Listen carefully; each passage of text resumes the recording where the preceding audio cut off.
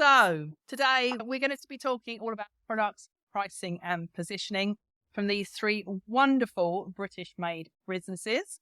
Let me just introduce them briefly. Firstly, we've got Geoff Stocker.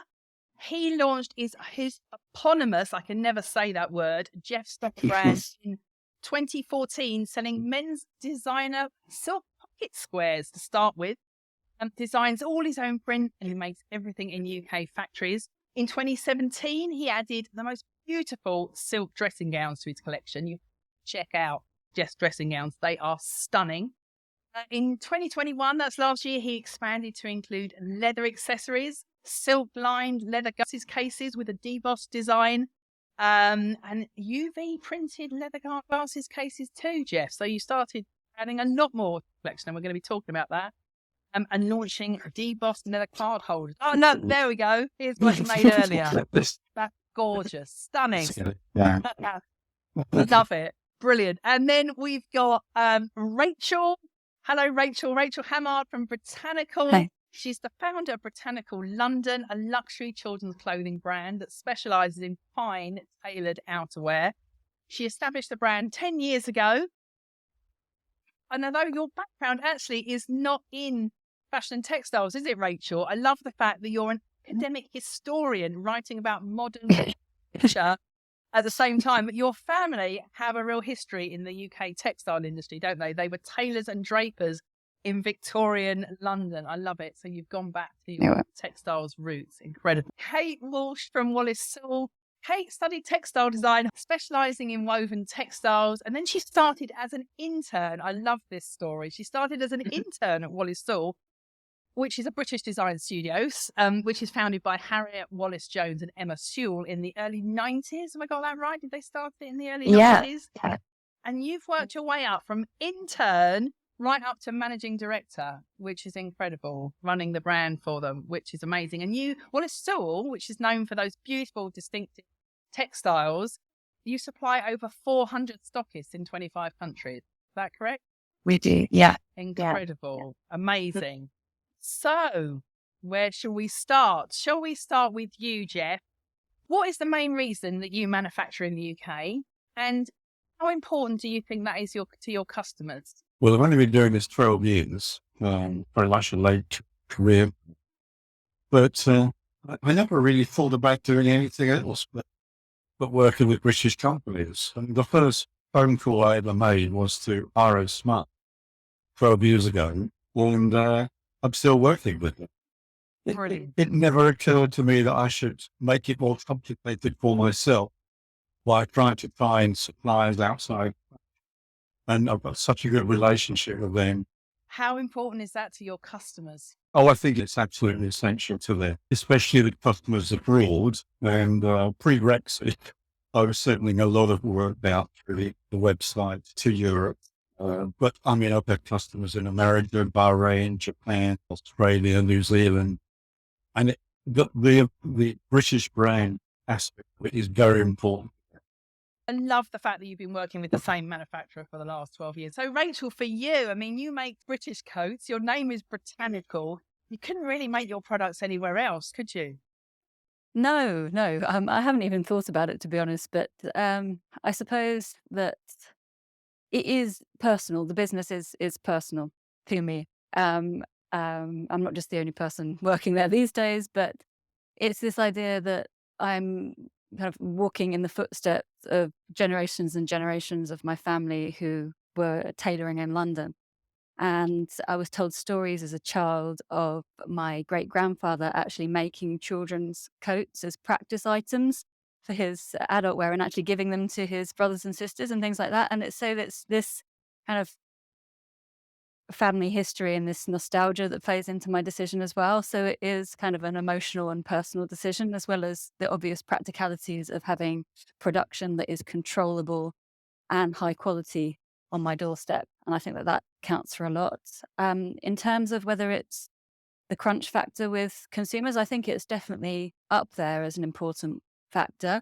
Perhaps with children's fashion, that there is this very aesthetic element. So people will buy what they think is fashionable or desirable, which is something separate from its provenance. sometimes. Although people like the fact that the brand has this eccentricity, that this Britishness, this almost pedantic attention to detail, and that fits in with lots of people's idea, at least outside of the UK, of what kind of Britishness stands for.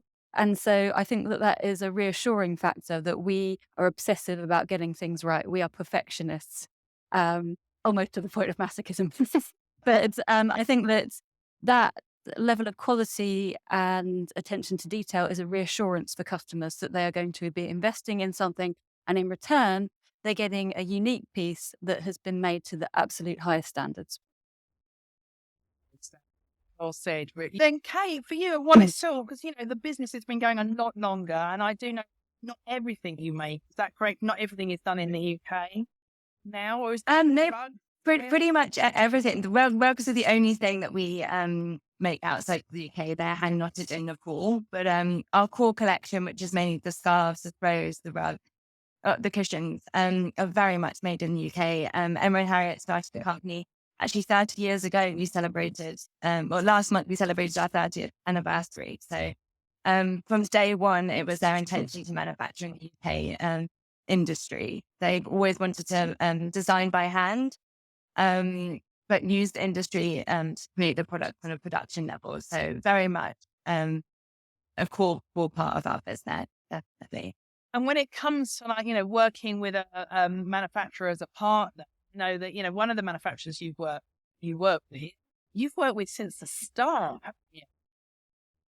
So we've always worked in the UK. We've worked with Lance at Richmond Flex for over about 22 years now. So we were working with a different mill previously, but they had an issue with the flood, and we had to kind of go find somewhere else to do our manufacturing. And it's really quite complicated, quite detailed product. So a lot of people didn't actually want to get involved with it. It was quite, at the time as well, it was quite short runs, quite complicated. But when we kind of knocked on Lance's door, he was open and really willing to take on the challenge, and the relationships just developed since then.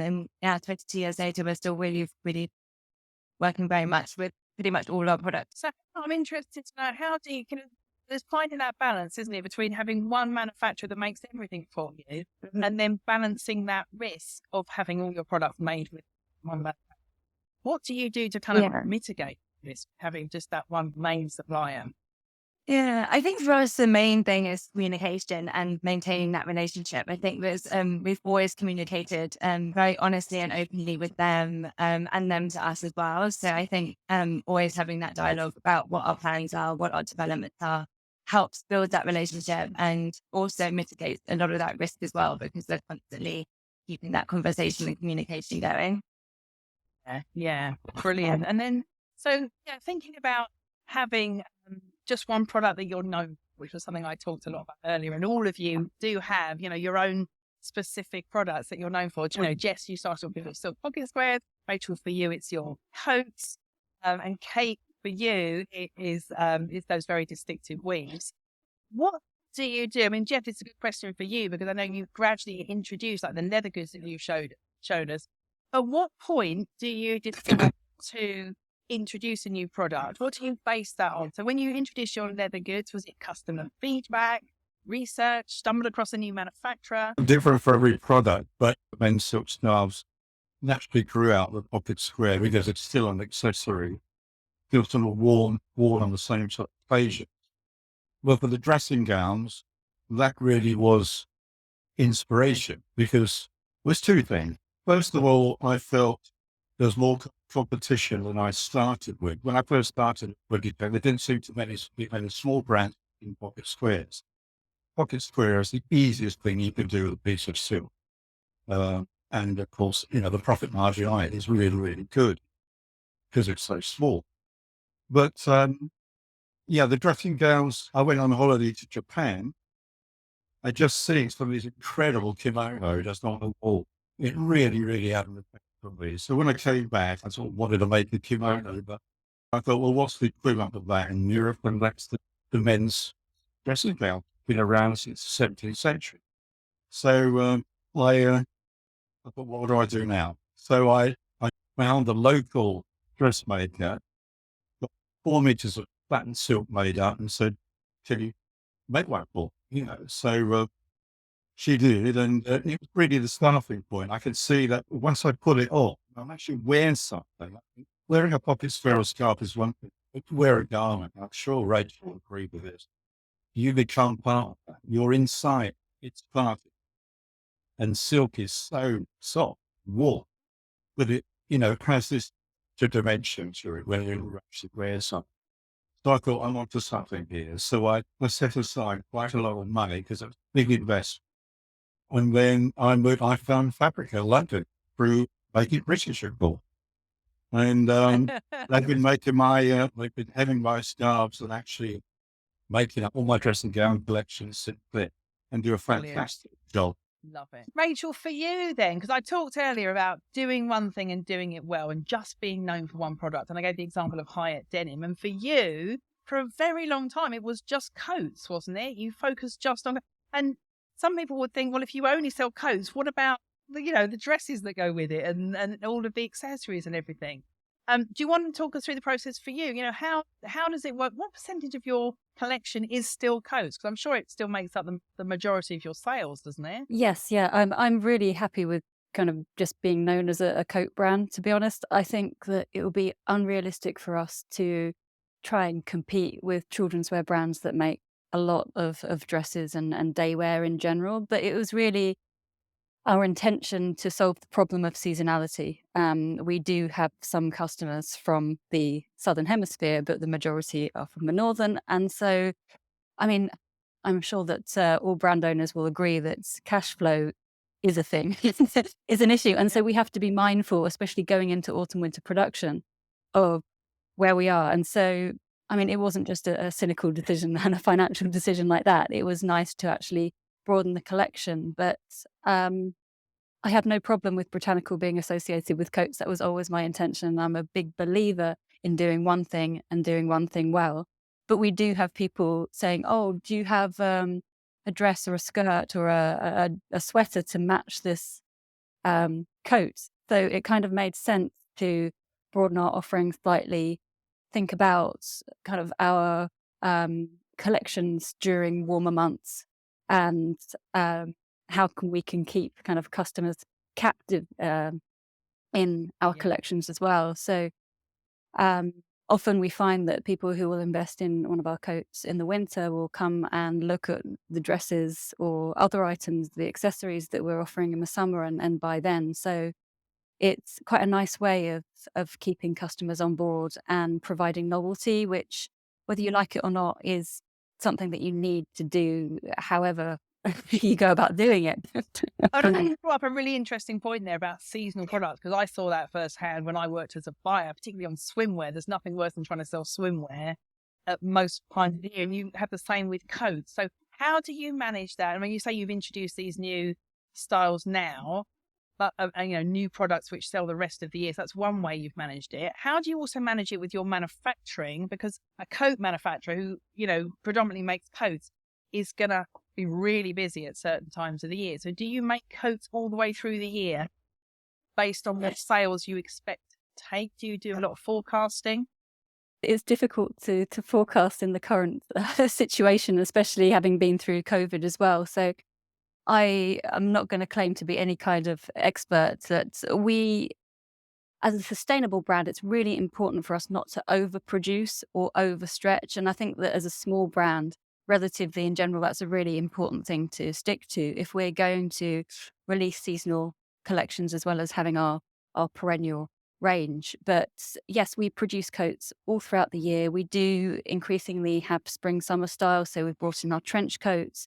We have canvas coats as well. And that works because our clientele is mainly abroad and in North America in particular. And of course, different parts of the States have very different climates. So actually it works to have lighter weight coats, lighter weight wools as well within the collection. But yes, we never see the back of coats in the workshop. Yes. Love it. Kate, that must be the same for you, because your weaving is it's very distinctive. You can just know it's a Wallace Sewell, whether it's on a cushion or a rug or anything. How have you diversified the product range over the years? Yeah, well, listening to Rachel there's an awful lot of similarities with how we produce and how we are as a brand as you as well. And we're predominantly a seasonal product as well, very much winter is our main busy time right now. All the shops that we sell to have their products or are about to get their last orders in ready for the winter season. We're predominantly scarves, throws, cushions and things like that. So for us, it's diversifying within the collection. We're very much the same. We try to just do what we do well, and the scarves, the throws and the cushions.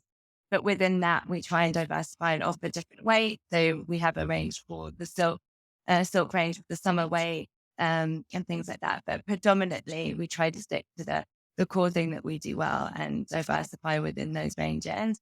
But again, similarly with our production, we try not to kind of have any excess stock. We really try to make order. So we're predominantly a B2B business. We do have a website and a shop as well where we sell B2C, but ultimately we're set up to produce B2B. So we do all our trade shows at the beginning of the season. So January to March time, we're trying to consolidate and get as many orders in the book at that time of year. So we can do one big production run, which then we're able to forecast a little bit extra for late orders, reorders, and then it's some stock for our shop and retail as well. But predominantly we try to do everything in one go and reduce the weight. Give us all one piece of advice that's worked for you to help grow your online business. Who wants to take that first? Rachel? I don't mind. Invest in high quality photography, have good relationships with creative people. That doesn't mean necessarily courting what appears to be the biggest influencer, but working with local talent and again, building these relationships. Instagram is still great. I know that the terrain is changing with Instagram and Facebook, advertising, visibility of posts, but still is a visual medium and is very important with its shopping links and all the rest of it to cultivate a brand community and also put out the brand identity. So it's just a question of plugging away at it. We've been at it for 8 years now. And yes, just build communities. And that doesn't necessarily involve investing a lot of money either. Just be present on social media, spark interaction, and be yourself or your brand identity. That's Absolutely. lovely. I would echo a lot of what Rachel just said there as well. I think for us, it's about being honest, having honest content, good, really genuine, showing who we are and what we do. I think whenever we go behind the scenes of Emma or Harriet designing or behind the products, people just love the stories and the details that we can tell. But yeah, genuine, honest content is really good. And you've got some great pictures, particularly one of the pictures on your website of Emma and Harriet sitting on like a big kind of warping beam, aren't they? And they really kind of pictures in the factory and showing who's making your product. Absolutely. I think as they love the kind of styled product images, but the behind the scene and more the storytelling, the customers really respond well to that. Yeah, well, that's where Instagram really comes in, I think, because it's just me who does everything, it's got to be apart from the people I work with, obviously, my suppliers. The Instagram part of it is very important. So I have to make sure I put myself in the picture sometimes, and then suddenly the likes and the attention goes up. But in terms of advertising, it's much better to have a big advert in a product, in a magazine that has a smaller catchment or smaller circulation than a tiny advert in one that has huge circulation. So I have a regular advert in the Chat magazine, which has very healthy circulation, and it's my customer as well, specific to them. So that means I can show you what a pressing down really looks like, because it's a full page advert. And then, of course, it's got the website details underneath. And I've had a lot of referrals from those adverts, as well as being featured in the magazine sometimes in the collection. So, but a tiny little 3 centimetre thing, I've done it. I'm sure a lot of people have done it. Yeah, got phoned up by one of those big publications, all flattered. They think they're going to get a quarter page bargain and book it today, and it's only £200, and it's going to go out to 3 million. You've got to buy 3. Yeah, you've got to get 3 in a row. So I'd rather spend money on something which is more difficult, focused, and they'll really will see the product. That's spot on, Geoff, because that was what I was talking about earlier, about knowing who your ideal customer is and where they're hanging out, and being where they're hanging out. Like you say, it makes much more sense for you to advertise in the chat because that is your customer, and you don't try and do things that aren't for your ideal customer. So yeah, I think that's brilliant. Whatever possible, you can get a better chance of getting editorial, which is obviously absolutely essential. And you proactively reach out to them, to journalists, for things like that. Yeah, well, yeah, I had done, and I had PR for a while, and they were doing that for me. So I got some very good placements there for a while. The PR is probably another whole area. I'm not sure if you plan to cover that, but for me, I did it for a while, spending quite a lot of money every month. It was good, but the thing is, PR people will always say the same thing. They'll say, not about making sales. It's about building a brand profile and everything. But for you, it is about making sales. So you want something back from that. And I got a very good placement with the guy who does Tipping Point, Ben somebody, Tipping Point, it's a quiz show, it's on every day. He wore like my pocket squares for months and months. I sold about 15 to them. His dresser through my PR. She got me that deal, which is great, fantastic placement for me, really. So because it's going on telly on ITV sort of every night, so that's good. So Geoff, Rachel, Kate, you've been absolutely amazing. Thank you so much for joining me, giving away some amazing tips and inside details about your businesses. Brilliant. Thank you very much, guys. Thank you. I will let you all go now. Take care. Bye. Thank you. Bye.